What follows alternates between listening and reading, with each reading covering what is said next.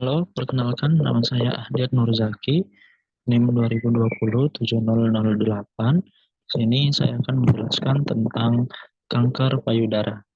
Oke, sebelum kita melanjutkan, di sini ada beberapa subtema yang akan saya bahas, yaitu tentang anatomi dan fisiologi, yang mana ada anatomi kelenjar mamai dan juga fisiologi dari ASI, kemudian ada definisi dan etiologi, dan juga epidemiologi.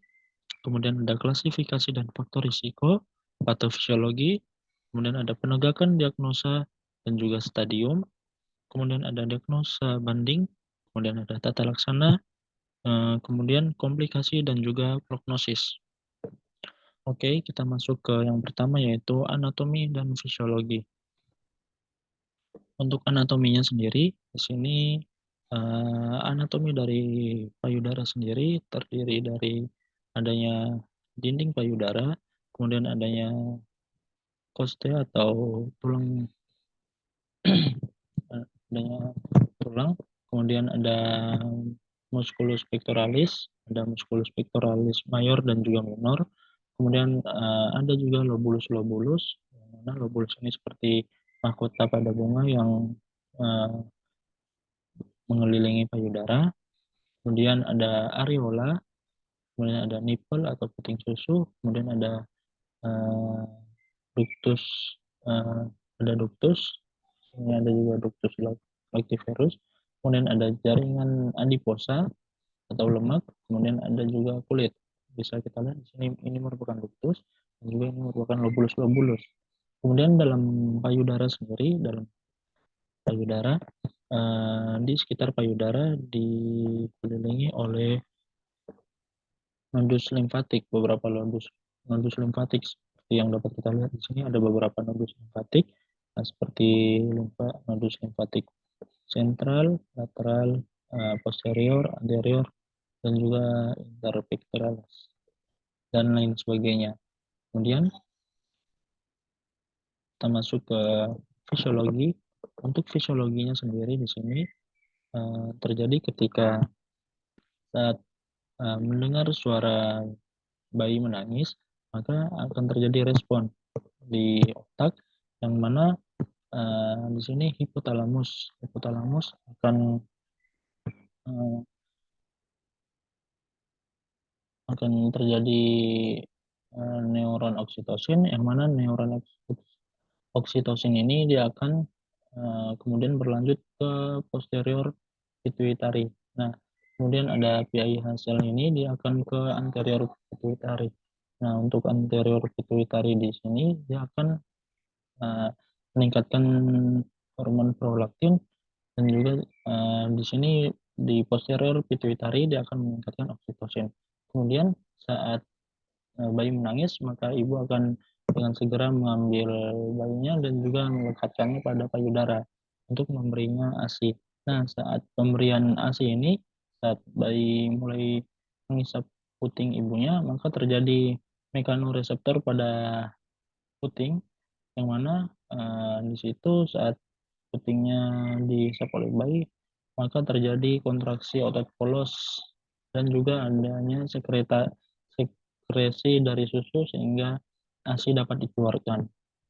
Oke, kita lanjut ke definisi, etiologi, dan juga epidemiologi.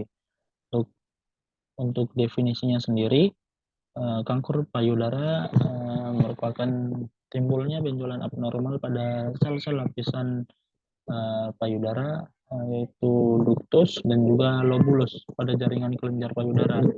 Awalnya pertumbuhan kanker terbatas pada ductus atau lobulus, di mana umumnya tidak menimbulkan gejala dan memiliki potensi penyebaran yang minimal.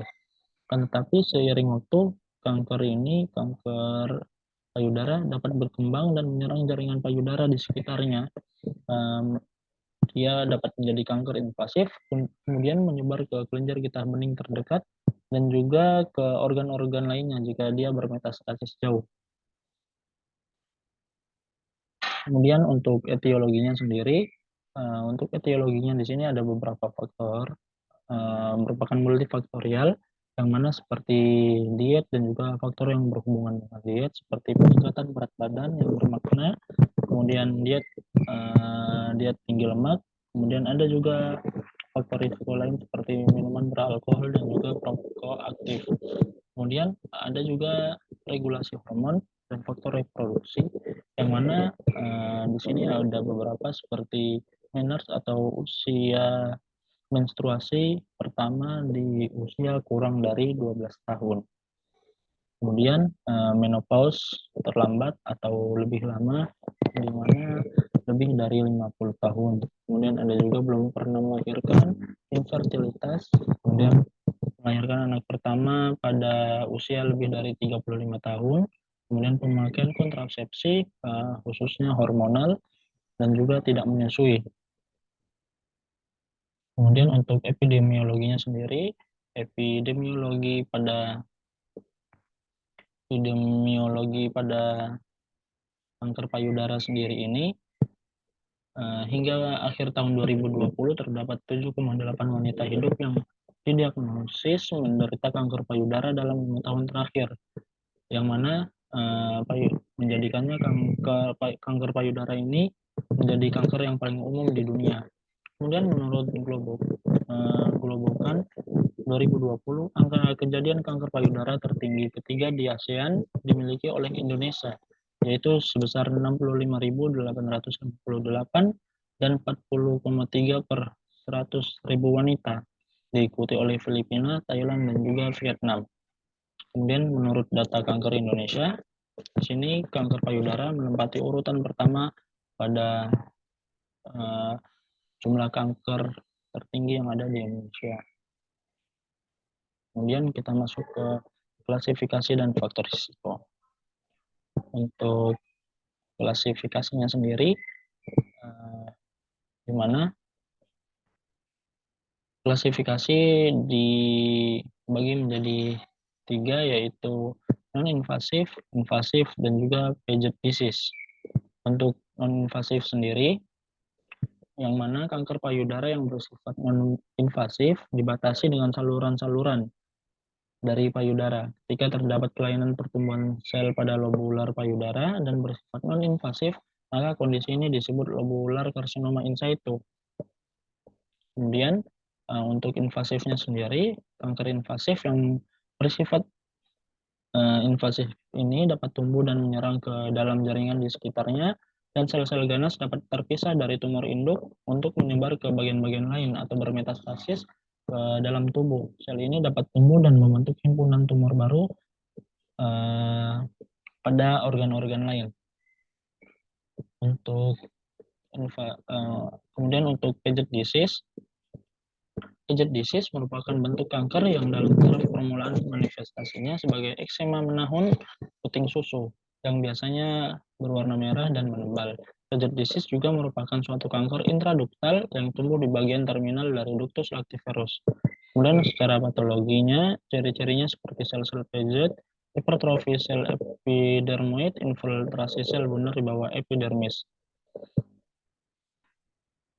Kemudian untuk faktor risikonya dapat kita lihat ada beberapa faktor risiko yang dapat dikontrol maupun yang tidak dapat dikontrol. Untuk faktor risiko kanker payudara yang dapat dikontrol antara lain seperti overweight dan juga obesitas, kemudian adanya diet tinggi lemak, tidak menikah, tidak mempunyai anak, dan juga tidak menyusui. Kemudian untuk faktor risiko kanker payudara yang tidak dapat dikontrol seperti umur, yaitu umur lebih dari 30 tahun, kemudian tidak menikah, kemudian menopause terlambat, mana lebih dari 55 tahun, mendapatkan terapi hormonal yang lama, seperti penggunaan alat kontrasepsi hormonal, kemudian adanya operasi ginekologi, kemudian ada riwayat keluarga, kemudian pernah terpapar radiasi pada dada dalam jumlah dan jangka waktu yang lama, kemudian adanya kanker payudara yang kontralateral, pernah operasi tumor jinak payudara, kemudian menarche atau haid pertama di usia kurang dari 12 tahun, dan juga anak pertama lahir pada usia ibu lebih dari 35 tahun. Oke, kita next. Kemudian kita masuk ke patofisiologinya. Untuk patofisiologi sendiri ini, Untuk patofisiologinya, di sini ada beberapa faktor seperti yang sudah disebutkan sebelumnya. Ada faktor genetik atau riwayat keluarga, kemudian ada demografi, kemudian ada paparan estrogen dalam jangka waktu yang lama, kemudian ada riwayat medis dan juga lifestyle. Untuk yang pertama yaitu riwayat keluarga atau genetik, di mana di sini terjadi mutasi dari gen supresor tumor seperti BRCA1 dan juga BRCA2, yang mana dia tidak dapat memperbaiki kerusakan DNA atau tidak dapat menghancurkan sel. Kemudian ada peningkatan proto-onkogen seperti HER2, yang mana di sini ada pertumbuhan jaringan yang meningkat dan tidak adanya regulasi. Kemudian ada riwayat keluarga yang pernah terkena kanker ataupun yang lainnya. Kemudian ada juga sindrom genetik yang langka. Kemudian untuk demografi sendiri, untuk demografi di sini ada dua, yaitu usia, yang mana semakin tinggi usianya, semakin meningkat usia, maka semakin meningkat pula faktor risiko terkena kanker payudara. Kemudian untuk gender atau jenis kelamin, yang mana di sini perempuan lebih berisiko 99% terjadi kanker payudara. Kemudian untuk paparan estrogen dalam jangka waktu yang lama, sini dapat terjadi pada kasus nulliparity, kemudian menars kurang dari 12 tahun atau menars lebih awal dan juga menopause yang terlambat dan lain sebagainya. Kemudian ada riwayat medis seperti pernah terkena kanker payudara sebelumnya atau karsinoma in situ. Kemudian ada juga pajanan atau terpapar radiasi. Kemudian untuk gaya hidup lifestyle sendiri seperti mengonsumsi alkohol, yang mana untuk risiko tinggi yaitu 2-5 kali minum per harinya, yang akan menyebabkan peningkatan serum estrogen. Kemudian adanya peningkatan body mass index, yang mana adiposa, sel adiposa ini akan memproduksi estrogen dan akan memproduksi estrogen dari androgen. Kemudian smoking atau merokok juga meningkatkan faktor risiko untuk terjadinya kanker payudara tersebut. Nah, kanker payudara ini kemudian dibagi lagi menjadi dua, yaitu non-invasif, yaitu ada ductal carcinoma in situ dan juga lobular carcinoma in situ. Kemudian ada juga yang invasif seperti invasif ductal carcinoma, invasif lobular carcinoma, inflammatory carcinoma, Paget disease, dan juga terdapat tipe yang jarang yaitu pada kanker payudara pria, limfoma, dan juga sarkoma. Oke, kita next. Kemudian kita masuk ke invasive breast cancer. Sini untuk invasive breast cancer-nya sendiri yaitu terjadi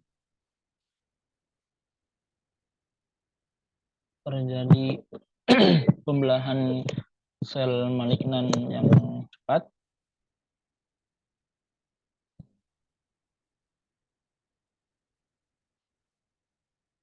sehingga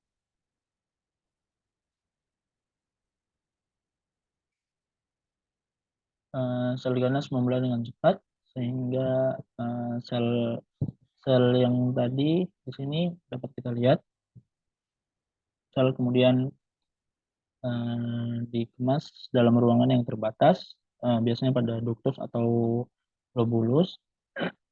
Kemudian pada nodul yang sangat padat ini akan terasa keras saat dipalpasi, sehingga pada palpasi akan teraba massa.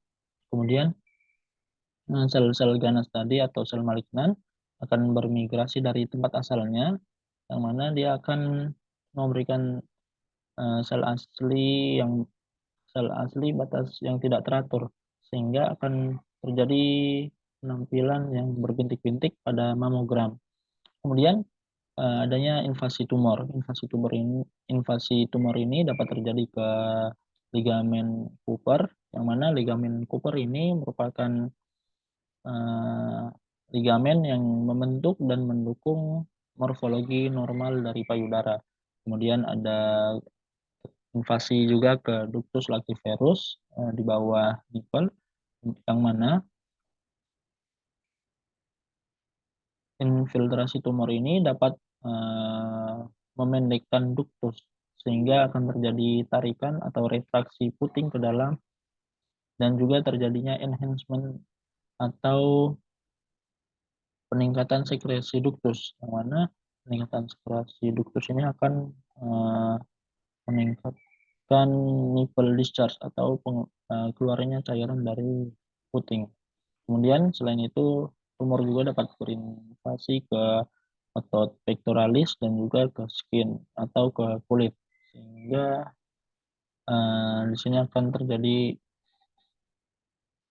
nodul yang tidak dapat bergerak dan juga ulcerasi kulit atau nekrosis.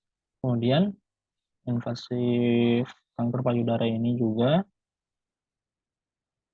yang mana sel-sel tumor di lapisan kulit payudara akan melepaskan sitokin inflamasi, yang mana sitokin inflamasi ini menyebabkan vasodilatasi pembuluh darah di bawah kulit, sehingga terjadinya masuknya lebih banyak sel darah ke dalam kulit payudara yang akan membuatnya tampak terjadi eritem. Kemudian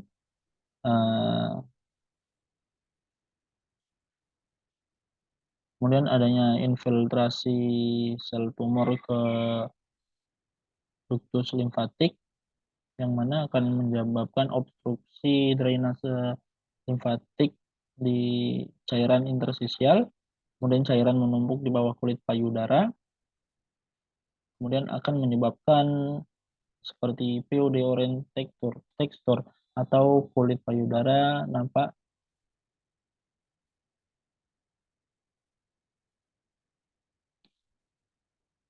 seperti kulit jeruk. Oke, kita next. Selanjutnya ada penegakan diagnosis. Di sini penegakan diagnosis dilakukan secara klinis, imaging, dan sitologi. Untuk klinis sendiri yaitu ada anamnesis dan juga pemeriksaan fisik.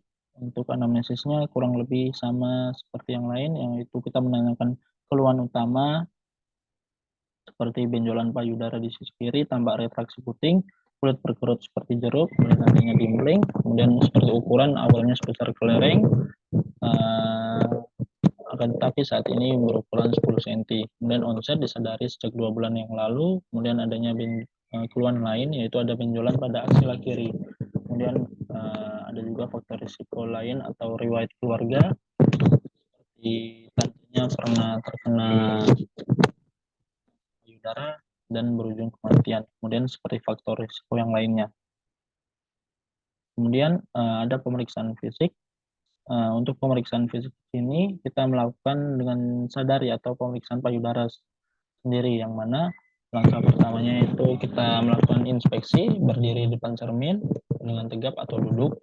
Di sini kita menginspeksi untuk bentuk payudaranya, kemudian apakah simetris atau tidak, kemudian bagaimana bentuknya, kemudian apakah ada perbedaan warna, kemerahan, bengkak atau tidak, kemudian kita melihat kulitnya apakah ada retraksi atau dimpling, kita melihat putingnya. Kemudian langkah yang kedua yaitu kita mengangkat tangan. Saat terangkat payudaranya, saat kita mengangkat tangan maka payudara akan terangkat. Nah, kita juga melihat bagaimana bentuknya, apakah simetris atau tidak, dan lain sebagainya. Kemudian bisa juga kita membungkuk untuk melihat saat payudara menggantung, kita melihat apakah bentuknya simetris atau tidak, apakah ada perbedaan yang cukup signifikan saat payudara menggantung atau tidak. Kemudian langkah ketiga yaitu kita berdiri dengan membusungkan dada, kita meletakkan tangan di pinggang, kita melihat apakah terdapat perbedaan di kedua payudara atau tidak, dan kita menilai yang lainnya. Kemudian langkah keempat yaitu palpasi. Di sini kita melakukan palpasi dengan cara yaitu dengan cara sistematis dan juga overlapping. Sistematis ini kita melakukannya secara berurutan, tidak ada yang terlewat, dan juga overlapping. Overlapping itu kita melakukannya ke semua payudara tanpa terkecuali, tanpa terlewatkan. Cara melakukan palpasi ini dengan cara sir sirkuler, berputar dari luar ke arah dalam searah jarum jam. Kemudian pada saat mencapai puting, kita menekan puting apakah kita menilai adanya keluar cairan atau tidak. Kemudian kita nilai cairan itu berwarna seperti apa. Kemudian langkah kelima yaitu kita menilai, kita melihat palpasi di kelenjar getah bening apakah adanya pembengkakan atau tidak pada kelenjar getah bening di aksila maupun di infra dan supraklavikula. Oke, ini merupakan bentuk gambaran dari mamografinya untuk radiologi. Kemudian untuk biopsinya, untuk biopsi merupakan pemeriksaan gold standar dari kanker payudara sendiri itu dengan menggunakan FNAB atau fine needle aspiration biopsi atau biasa yang lebih dikenal dengan BAJA, biopsi jarum halus. Kemudian untuk kita melakukan diagnosis, memberikan stadium. Di sini kita memberikan stadium dengan kategori TNM, yang mana untuk T-nya itu yaitu tumor primer, N untuk nodul regional, dan M untuk metastase. Di sini kita melihat untuk kategori T pada kasus bahwa tumor telah mencapai ukuran 10 cm. Di sini kita dapat lihat pada T3 tumor lebih dari 5 cm dan tidak adanya ekstensi langsung pada dinding dada ataupun kulit sehingga dia masuk ke kriteria kategori T3. Kemudian pada kategori N dia masuk ke N2 di mana terdapat nodul aksila. Oke, kita next. Kemudian kita ke metastasenya kategori M. Di sini dia masuk ke kategori M0 yang mana tidak terjadi metastasis yang jauh. Kemudian setelah itu kita menentukan untuk stadiumnya. Di sini kita lihat untuk T-nya T3, kemudian N-nya dia masuk ke kategori N2 dan M-nya masuk ke kategori M0. Kemudian kita melihatnya di sini untuk kategori T3, N2 dan M0, maka dia masuk di stadium 3A. Oke. Kemudian setelah itu kita melakukan diagnosis banding. Untuk diagnosis bandingnya sendiri seperti adanya kista, kemudian ada fibroadenoma, kemudian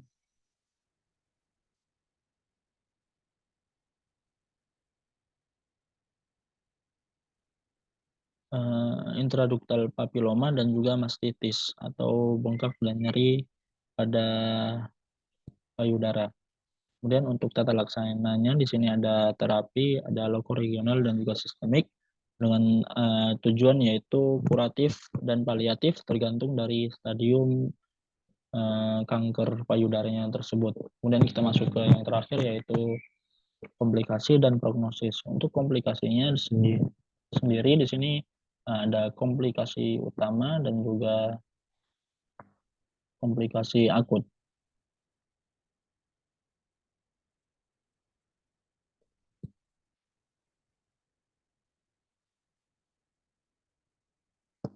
Untuk komplikasi utama, kekambuhan dapat terjadi secara lokal atau regional pada kelenjar getah bening atau mame.